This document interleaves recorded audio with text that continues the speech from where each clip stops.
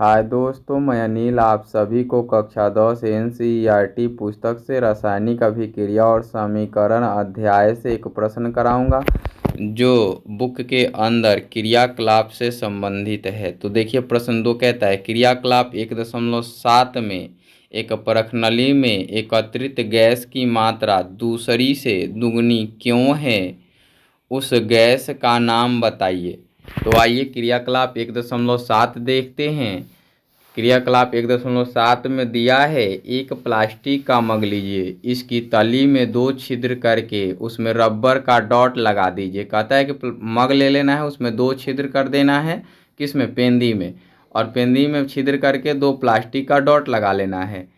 कहता है इन छिद्रों में कार्बन इलेक्ट्रोड डाल दीजिए, जैसा कि चित्र 1.6 में दिखाया गया है। तो चित्र 1.6 में देखिए कि क्या डाला गया है, 2 इलेक्ट्रोड डाला गया है जो लंबा दिख रहा है।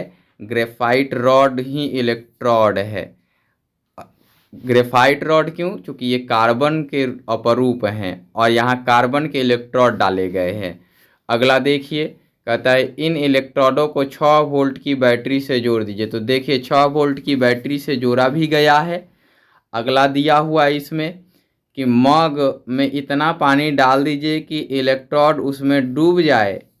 क्या कहता है कि मग में पानी डालिए और उसमें इलेक्ट्रोड डूब जाना चाहिए। ये एक्सपेरिमेंट है एक, ठीक है ना।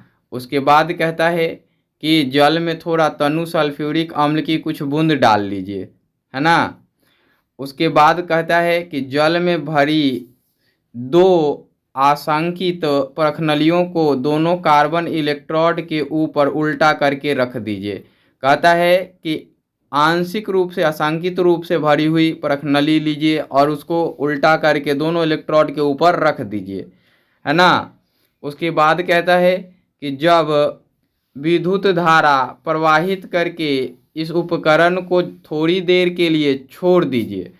कहता है कि अब क्या करना है कि विद्युत धारा प्रवाहित करके इस उपकरण को थोड़ी देर के लिए छोड़ दीजिए। दोनों इलेक्ट्रोड पर आप बुलबुले बनते देखेंगे। दिख ही रहा है कि दोनों में क्या हो रहा है, डॉट डॉट बुलबुले बन रहे हैं ना। उसके बाद कहता है ये बुलबुले आशंकित नली से जल को विस्थापित कर देते हैं। कह रहा है कि ये जो गैस हैं वो परखनली से क्या कर रहे हैं, जल को विस्थापित अर्थात बाहर निकाल रहे हैं। क्या दोनों परखनलियों में एकत्रित गैस का आयतन समान है? तो आप पहले ही पढ़ चुके हैं कि बताना है कि दूसरे से दुगनी है ना। अगला देखिए, अब कहता है कि जब दोनों परखनलियाँ गैस से भर जाएं तब उन्हें सावधानी पूर्वक हटा लीजिए। क्या कहता है कि जब दोनों परखनली भर जाएं तो उन्हें सावधानी से हटाना होगा। फिर कहता है एक जलती हुई मोमबत्ती को दोनों परखनलियों के मुंह के ऊपर लाकर इन गैसों की जांच कीजिए। सावधानी, इन चरण को शिक्षक द्वारा सावधानी पूर्वक किया जाना चाहिए। मतलब जो भी प्रक्रिया है वो खुद से ना करके एक मार्गदर्शक के अंदर आप ये सब करेंगे। कहता है दोनों स्थितियों में क्या होता है, दोनों स्थितियां बतानी हैं। दोनों परखनलियों में कौन सी गैस उपस्थित होती हैं, तो ये मैं आपको बताऊंगा कि ये दुगना क्यों होता है ना। इसमें तो जांच करने का पूछा ही नहीं है, प्रश्न में इतना ही पूछा है क्रियाकलाप 1.7 में एक परखनली में एकत्रित गैस की मात्रा दूसरे से दुगनी क्यों है, उस गैस का नाम बताएं। यही पूछा हुआ है, बाकी कुछ पूछा ही नहीं है।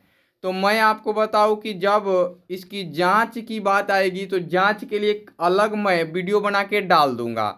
जांच में क्या होता है कि हाइड्रोजन चिट चिट करके जलता है और ऑक्सीजन के समीप साथी लाने पर वह ज्वलित लौ के साथ मतलब पूरा ज्वाला क्षेत्र बनाकर जलने लगता है। ऐसा मैं एक्सप्लेनेशन के साथ बताऊंगा एक वीडियो में। इसके लिए अब देख लेते हैं कि पहले परखनली और दूसरे परखनली में क्या होता है। तो कहता है कि उत्तर लिखने के लिए हम जाएंगे तो क्या लिए थे हम, आपने जल लिए थे और जल में विद्युत धारा प्रवाहित किया था। तो आइए देखते हैं उत्तर लिखने के लिए कि जल का अणु H2O होता है, जिसमें 2 भाग हाइड्रोजन और 1 भाग ऑक्सीजन होता है। इसलिए जल के वैद्युत अपघटन के दौरान उत्पादित हाइड्रोजन और ऑक्सीजन की मात्रा का अनुपात 2:1 के अनुपात में होती है ना।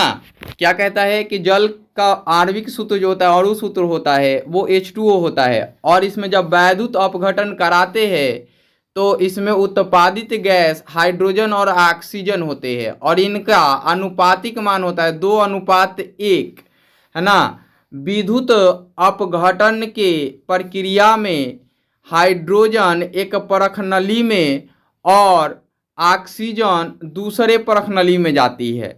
अतः एक परख नली में एकत्रित गैस की मात्रा दूसरे से दुगनी होती है ना। यानी कि पहले परख नली में हाइड्रोजन जाता है जो 2 भाग जाता है ना, और दूसरे परख नली में ऑक्सीजन जाता है जो 1 भाग जाता है। तो कहता है कि परख नली एक परख नली में एकत्रित गैस की मात्रा दूसरे से दुगनी क्यों है।